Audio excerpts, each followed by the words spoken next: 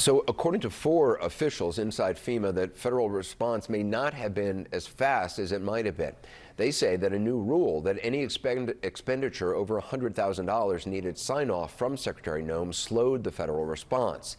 Señores, los recortes injustificables que Donald Trump y Elon Musk impulsaron en el Servicio Meteorológico Nacional y en la agencia FEMA ya eran impensables. Pero la respuesta de Trump, o mejor dicho, ¿no?, su total ausencia de respuesta ante toda esta tragedia en Texas, ha hecho que todo el escándalo sea aún más perturbador. Ahora, gracias a un informe filtrado que obtuvo CNN, estamos viendo con claridad cómo es que Trump ha fallado de forma vergonzosa mientras personas perdían la vida en Texas. Vamos a entrar en fondo a todo este escándalo, pero antes, recuerda que si valoras nuestro contenido, te invito a que me dejes un like y te suscribas a nuestro canal. Eso nos ayuda muchísimo a seguir con este trabajo. Pues bueno, señores, este informe que se ha filtrado realmente les va a impactar, sobre todo si lo ponemos en el contexto con la absurda forma en la cual Noem está gastando su presupuesto, ¿no? Tal cual como lo expuso Rubén Gallego. The government is overspending right now. It's on track to run out of money again by mid-July to support a mass deportation campaign that can't be afforded.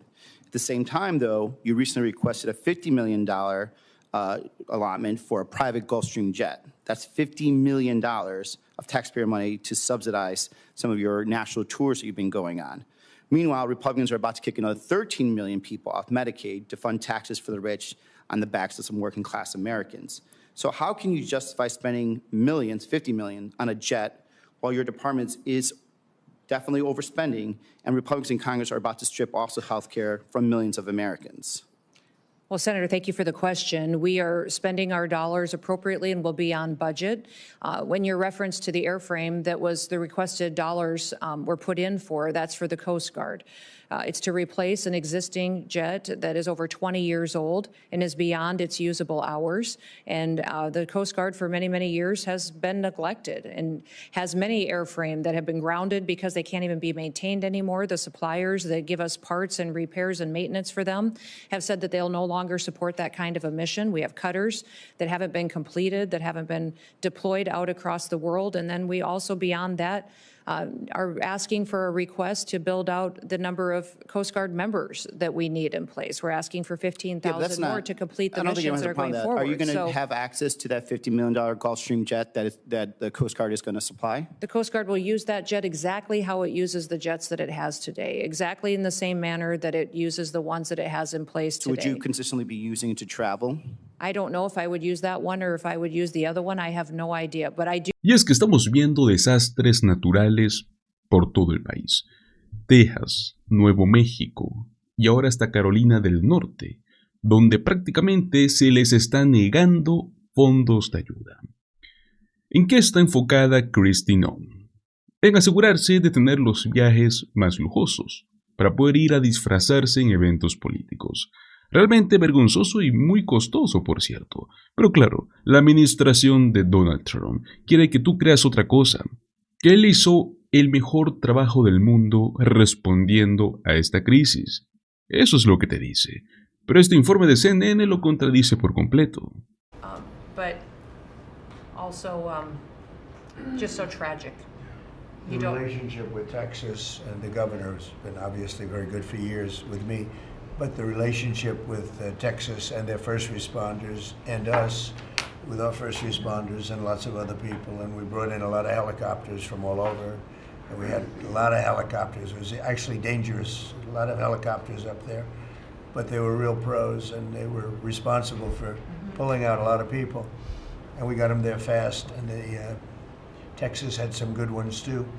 But the response has been incredible, and the fact that we got along so well, I don't know, I don't even think that's a political thing, but we got along so well and it was so unified. I think a lot of lives have been saved. That could have been as bad as it was, and you could have lost double or triple.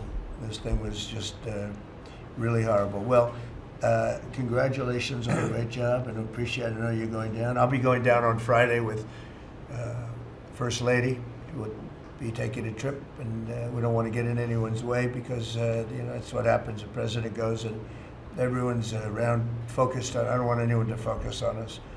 Donald Trump siempre se va a declarar ganador, sin importar qué es lo que haya pasado.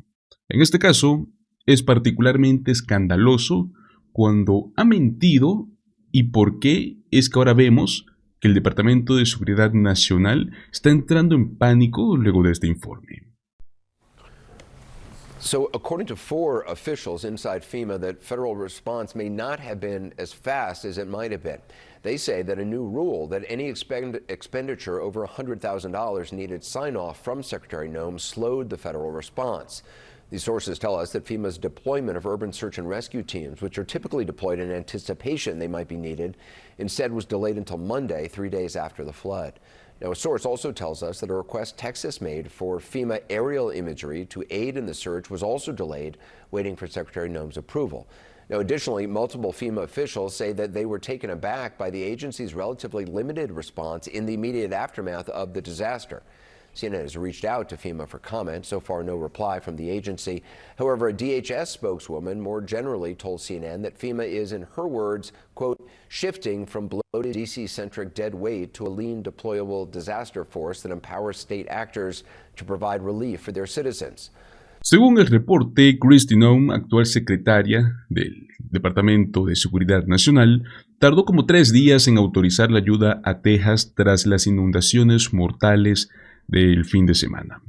CNN citó a 4 funcionarios de la agencia FEMA que dijeron que enfrentaron trabas burocráticas inmediatas cuando intentaron actuar.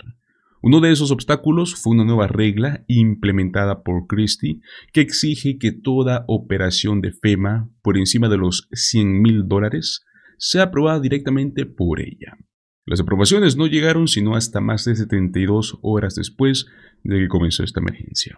Pero bueno, el Departamento de Seguridad Nacional reaccionó furioso y publicó lo siguiente en su cuenta oficial de X.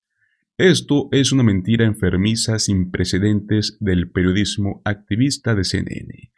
Y en su comunicado dijeron que Kristi Noem lideró una respuesta histórica, ¿no?, que ha salvado como 900 vidas. Yo me pregunto, ¿no?, ¿qué tiene de histórica? Luego de 3 días sin actuar, luego de poner trabas burocráticas en medio de una tragedia. Mientras tanto, pues, ¿qué es lo que hacía Kristi Noem? Cambiarse de atuendo, posar con armas en un campo de tiro, enviar tropas a pasearse por un parque en Los Ángeles, solo para molestar a una comunidad. ¿Es en serio, señores? ¿Vamos a gastar recursos en eso mientras Texas está bajo el agua? Esto es lo que sucede cuando una administración entera y un partido político por completo no solo no toman en serio el cambio climático, sino que además lo llaman un engaño.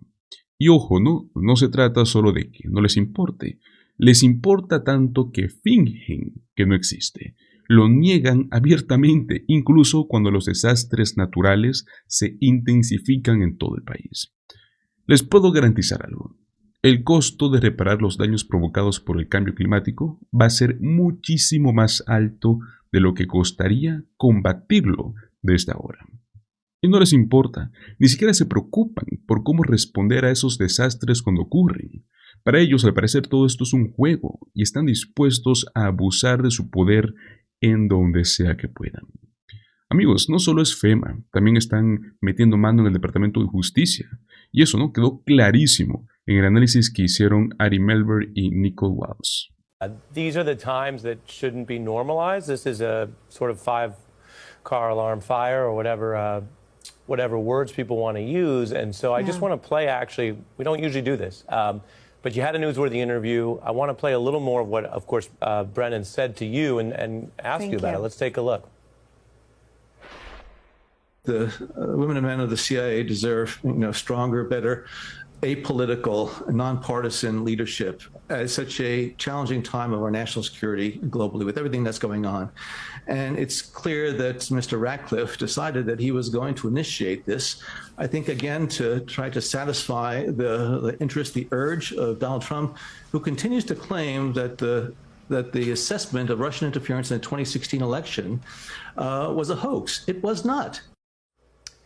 We are back to that debate, apparently, allegedly, because the president demands it, even if it violates rules, abuses power. As you know, depending on how far these people doing the investigation go, they might open themselves up to liability if there's ever justice. I'm curious what you took from that newsworthy interview and being in a country today where there's multiple open probes, allegedly improper, into people who were serving the country. Well, look, I so appreciate your approach to this and even your choice of words. I mean, I think this is when it becomes about all of us. An election was had. Donald Trump prevailed, but the government isn't his, it's ours. It's our money that pays the salaries of men and women like John Ratcliffe and Kash Patel and Dan Bongino. So, you know,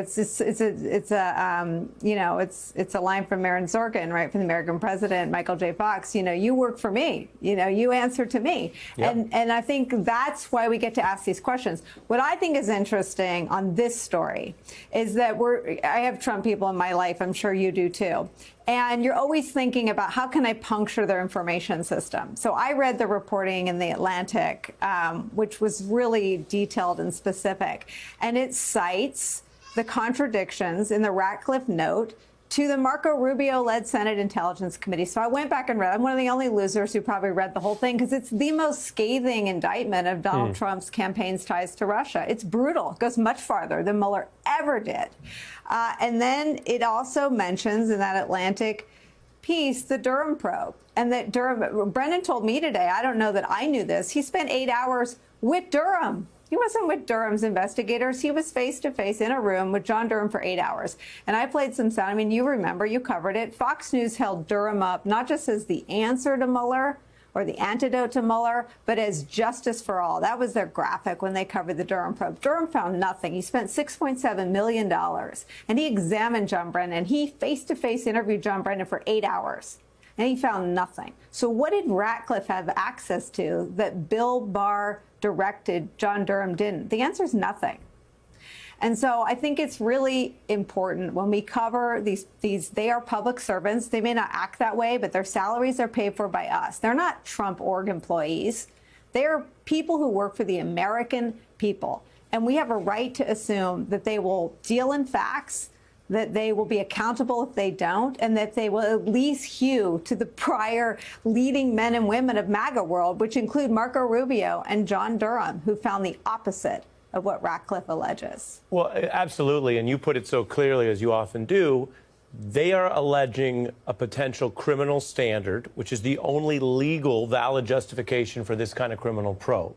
And so they talked a lot about a Jeffrey Epstein list. Then suddenly, when they caught the car, there's no list. They're talking about Russia-level criminal conduct, which they already cleared. In other words, what you just said, what's the evidentiary standard? Trump AG Bill Barr, who was the most loyal of any of the AGs who served in the first term, as you're reminding everyone, ordered this probe, oversaw it. They finished it and found nothing. So, esta administración es una aberración. Es repugnante, ¿no? La forma en la cual actúan. La forma en la cual se presentan como los salvadores del país, mientras en realidad están sirviendo a sus amigotes millonarios y a sus propios egos. Pues bueno, señores, ahora quiero que pasemos a hablar de lo reciente con el tema de Elon Musk, y es que es el colapso ético de una inteligencia artificial, la diseñada por Elon Musk, Grok, este chatbot. Para empezar, señores, ¿qué es Grok? Es una inteligencia artificial desarrollada por la empresa SEI. Es el equipo de investigación de Elon Musk. Está integrada directamente en X, que como bien sabemos antes era Twitter. El objetivo en sí de esta inteligencia artificial, ¿no? Al menos en teoría, es ofrecer respuestas inteligentes, útiles y actualizadas, ¿no? Con lo que pasa en el mundo.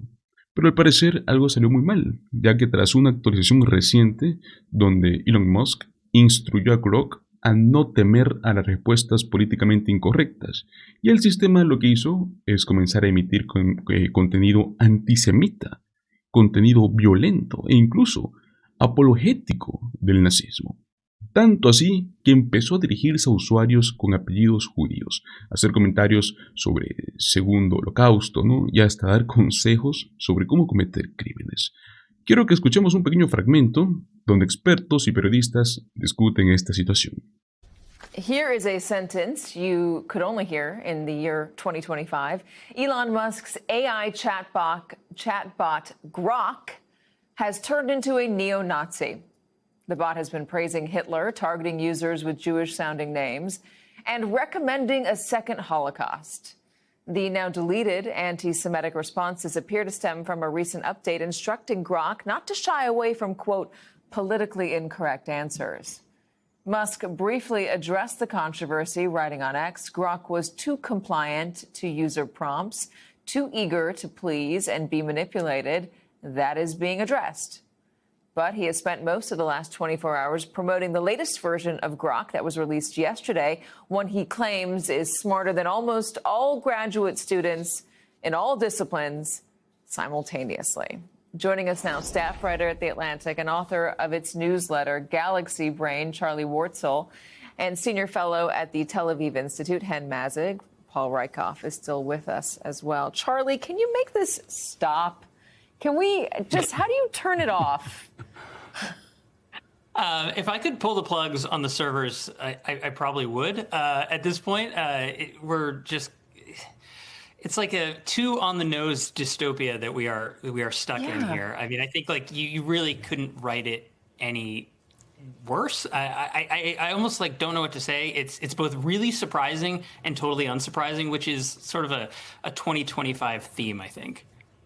Explain what Grok, the fact that it's called Grok is ridiculous, but explain what Grok was feeding and what it was sourcing from.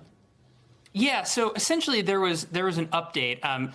Grok became, back in May, obsessed with the idea of white genocide, basically this conspiratorial theory that there are there's this genocide against white farmers in South Africa, a pet theory of Elon Musk's. After that debacle, X started releasing the prompts and the updates that were being used to sort of guide Grok and have it respond in certain ways.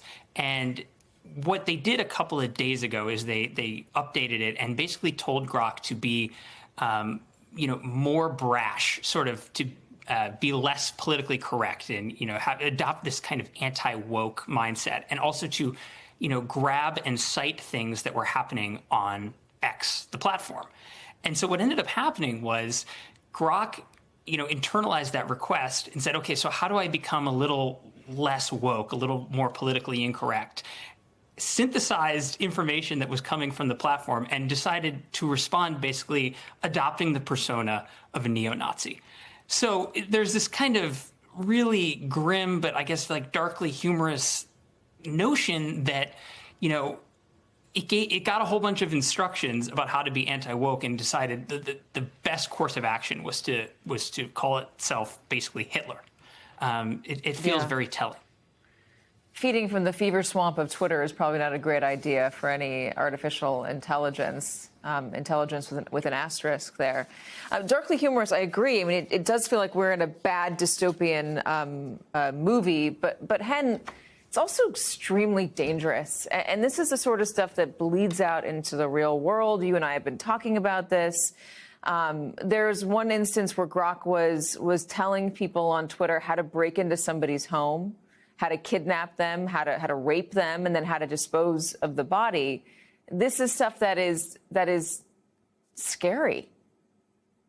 Yeah, absolutely. And we've been speaking about it, Katie, for the last however many months on how this trend of hate speech online turning into real-world violence. The ADL just released a study that showed that social media companies, not only X, others as well, have been lifting restrictions, been lifting the fact-checking programs, and I think it all plays into the zeitgeist and the people in power that they want to appease. And it's really dangerous. I mean, I remember a time when Grok was all about facts over feelings, and then Elon Musk got upset because there was tweets that were recognizing trans people and recognizing their plight by Grok, and Elon Musk said it would be fixed. And now the way that it's been fixed, it's Elon Musk's feelings over facts. And I think it's very dangerous, not only for the Jewish community, to the entire world. In 2016, Microsoft released a bot as well to Twitter that was called Tay, and in 24 hours they had to shut it down because it also turned into a racist neo-Nazi. I think that there's a danger with AI, and not only with AI itself, but also with the people that have control over it. And someone like Elon Musk having control over AI and over X, one of the biggest platforms for the distribution of information, is something we all have recognized as being very dangerous, and now it's showing its signs again. Yeah, and Musk was reportedly also upset about one time where Grok said that extremism, violent extremism, comes from the right more than it comes from the left, and he said this is incorrect, and we're going to have to change the algorithm that we feed into Grok. Why is it, Hen, that when AI feeds on our darkest impulses, a broad, sampling of it, why does a neo-Nazi come out? It's very telling. I mean, of the conversation online and all of those dark feelings that people have that they can't say certain things or they're not allowed to express themselves in a certain way. And I think that it's just reacting to a lot of users online that behind a fake name, fake username can say a lot of things that I'm sure anyone that is using social media, I've seen some of the hate speech that is going unleashed.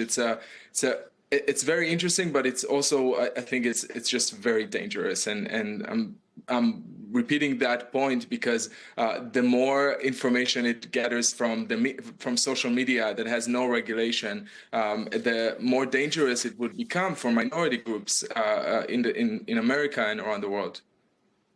Paul, what about regulation? Why are we not seeing a broader push for regulation? In fact, there was a part of the BBB that said that states can't regulate AI. No regulations for 10 years. That ultimately did not go through because there was a backlash among a number of Republicans. Yeah, because Donald Trump is president and the Republicans control the Senate and the House. I mean, Grok is a chip off the old block. Grok is a reflection of its owner. It's a reflection of Elon Musk and his tone and his attitude and his approach. And Grok's also a reflection of how nasty, dangerous, anti-Semitic, threatening all of X has become. All of us who've been on there from the beginning of the platform have seen this shift.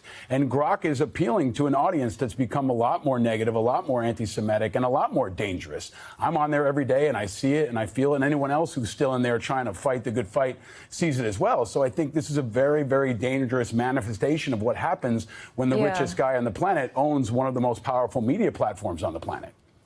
Well, let me just clarify. The AI regulations were pushed initially by Republicans, or the lack of regulations. States cannot regulate AI. It ultimately did not get passed because other Republicans were not in favor of it and took it out of the bill. Charlie, one last one to you. Can you just ignore this?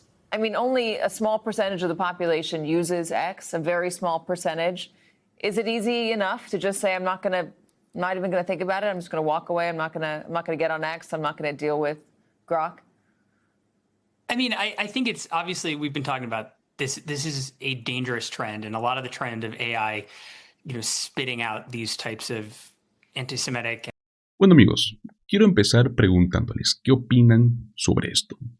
Al menos a mí me da escalofríos pensar que alguien con tanto poder tecnológico, tanta economía como Elon Musk, esté tomando este tipo de decisiones tan irresponsables. Decirle a una inteligencia artificial que sea más brava, que no tema con ofender, y sin tener una supervisión ética ni límites claros, es prácticamente como darle un arma cargada a un niño y decirle, ve y diviértete. Pues bueno, aquí no vemos solamente un error técnico o algo de programación, ¿no? Aquí vemos una decisión política. Elon Musk ha sido muy claro en sus críticas contra lo que él llama la cultura woke, y ahora pues lo está imponiendo, ¿no?, en una herramienta que millones podrían utilizar como una fuente de información. El problema aquí es que ese discurso anti-woke muchas veces sirve como un paraguas para poder legitimar ideas extremas, ideas racistas. Y ojo, no estoy diciendo esto solo por paranoia. De hecho, esta inteligencia artificial ya había tenido comportamientos muy preocupantes antes. tipo como que obsesionado con teorías conspirativas, como la del genocidio blanco en Sudáfrica, ¿no? Una teoría, señores, que también gusta mucho en ciertos sectores de la extrema derecha. Esto no es una casualidad, aquí ya vemos parte de un patrón. Sé que tal vez alguien podría decirme, pero si es solo una inteligencia artificial, no tiene la intención real, cierto, pero lo que sí tiene es el peso del modelo que se alimenta. Y si ese modelo viene de una plataforma como X, donde el contenido moderado ha bajado drásticamente, ¿no? Desde que Musk tomó el control, entonces ya nos sorprende que termine vomitando odio. Además, esto no es nuevo, por cierto.